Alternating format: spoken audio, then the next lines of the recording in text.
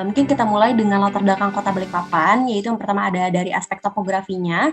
Itu kota ini berada pada ketinggian 0 sampai 100 meter di atas permukaan air laut. Selanjutnya ada aspek geografi, yaitu kota ini terletak di antara 1 sampai 1,5 lintang selatan dan 116,5 sampai 117,5 bujur timur dengan luas sekitar 503,3 km persegi. Nah, untuk daerah perbatasannya sendiri yaitu berbatasan dengan Kabupaten Kutai Kartanegara di utara, dengan Selat Makassar di bagian timur dan selatan, dan untuk di bagian baratnya berbatasan dengan Kabupaten Penajam.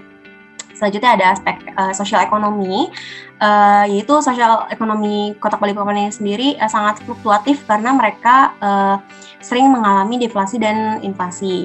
Nah, untuk keterkaitan antara dampak COVID-19 terhadap ekonomi dari Kota Balikpapan, yaitu pertumbuhan ekonominya hanya mencapai 1,8 hingga 2,3% saja.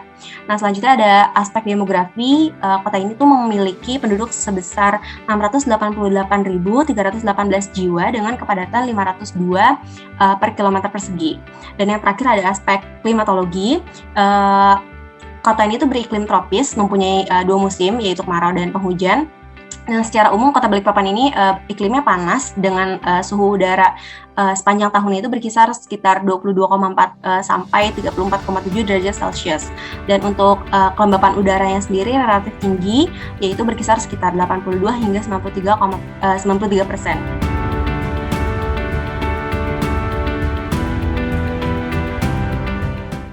Membahas tentang ketersediaan dan kelayakan air minum di Kota Balikpapan.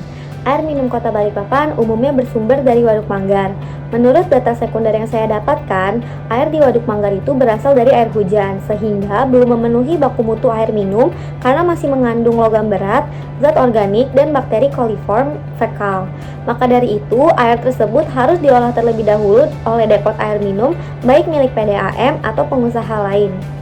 Hal ini dibuktikan dengan data primer kuesioner yang mengatakan 9 dari 11 pengguna air minum keran PDAM yang direbus terlebih dahulu mengatakan bahwa air dari PDAM masih terdapat rasa, bau, dan ada endapan.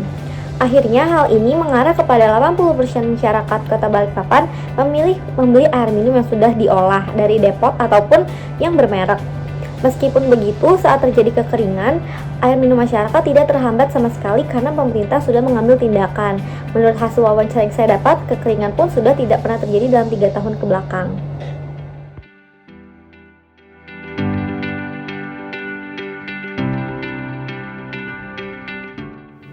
Salah satu poin penting terkait konsep SDGs pada sektor lingkungan hidup adalah memberi masyarakat akses secara menyeluruh terhadap air bersih dan sanitasi. Permasalahan sanitasi di Kota Balikpapan yaitu belum menyeluruhnya pengolahan air limbah domestik. Menurut Dinas Kesehatan tahun 2000, lebih dari 50% penduduk masih membuang kotoran langsung ke badan air atau tanah. Namun, seiring berjalannya waktu, sebagian besar masyarakat Kota Balikpapan sudah menggunakan sistem pengelolaan air limbah setempat berupa jamban keluarga yang dilengkapi dengan tangki septik yang layak. Hingga tahun 2020, praktik BHBS di Kota Balikpapan cukup rendah, yaitu sekitar 4,40% dari target angka BHBS nasional pada tahun 2024, yaitu 0%. Solusi yang dilakukan pemerintah salah satunya adalah melakukan penyuluhan dan sosialisasi dengan mengutamakan kelurahan yang ingin mendeklarasikan bebas praktik BHBS. Pandemi COVID yang melanda sejak tahun 2020 tidak berpengaruh terhadap debit air limbah domestik yang dihasilkan.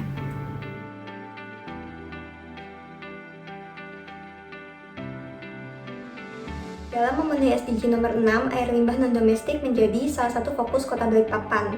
Baku mutu air limbah non-domestik di Balikpapan mengacu pada Perda Kalimantan Timur nomor 2 tahun 2011. Isu utama yang dihadapi Balikpapan terkait air limbah non-domestik adalah pencemaran sungai dan tumpahan minyak. Pencemaran sungai oleh limbah cair industri terjadi di Sungai Wain dan Sungai Brenga, di mana kadar BOD, COD, dan TFS-nya melebihi baku mutu. Kemudian, kejadian tumpahan minyak pada Maret 2018 memberikan dampak yang sangat besar baik pada lingkungan dan juga jasa ekosistem lainnya. Terkait air limbah non-domestik, Balikpapan melakukan berbagai upaya seperti monitoring industri setiap 3 bulan sekali dan pengeluaran surat izin yang kini telah meliputi 92 perusahaan. Hal ini menunjukkan keseriusan Kota Balikpapan dalam mewujudkan SDG nomor 6 meskipun masih terdapat kendala. Kehadiran pandemi COVID-19 dikonfirmasi oleh DLH tidak memberikan perubahan signifikan terhadap air limbah non-domestik.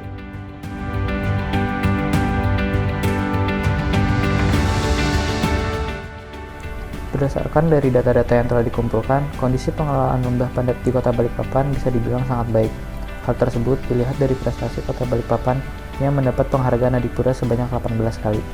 Tempat pengolahan akhir Kota Balikpapan adalah TPA Manggar, yang diklaim oleh Presiden sebagai TPA terbaik di Indonesia. TPA ini menggunakan sistem sanitary landfill untuk mengolah sampahnya. TPA Manggar juga menggunakan sistem IPAL untuk mengolah air limpasan limbah menjadi energi yang dipakai untuk operasional TPA dan dibagikan ke masyarakat. Dengan inovasi tersebut, Kota Balikpapan sudah memenuhi target SDG nomor 7 tentang energi bersih dan terjangkau dan juga SDG nomor 12 tentang mengurangi produksi limbah melalui pencegahan, pengurangan, dan daur ulang.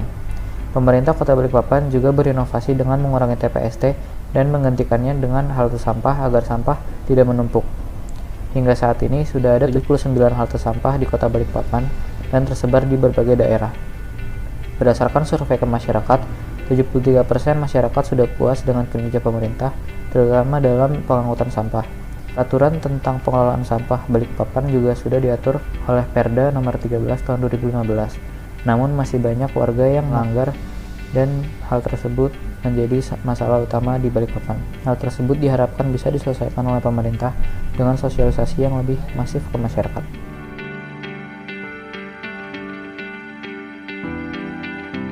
Memenuhi target SDG 11, udara menjadi salah satu fokus Kota Balikpapan.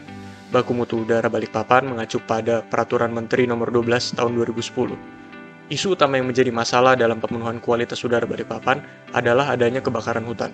Kejadian ini terjadi di hutan lindung Sungai Wen dan Sungai Manggar pada tahun 2019, di mana kadar PM10 berada di atas baku mutu, menaikkan ke tingkat ISPU 69. Kota Balikpapan melakukan beberapa upaya untuk meningkatkan kualitas udara, seperti perluasan RTH, regulasi emisi pabrik, pelarangan pembakaran sampah, serta uji petik emisi. Seluruh upaya ini menunjukkan keseriusan Kota Balikpapan dalam mewujudkan SDG 11. Adanya pandemi berdampak besar dalam perubahan kualitas udara Kota Balikpapan sesuai dengan data DLH. Secara spesifik, pencemar CO, O3, NO2, SO2, dan PM2,5 menurun menjadi ISPU 17 dan rata-rata kualitas kota selama pandemi berada pada kualitas baik dengan ISPU 20.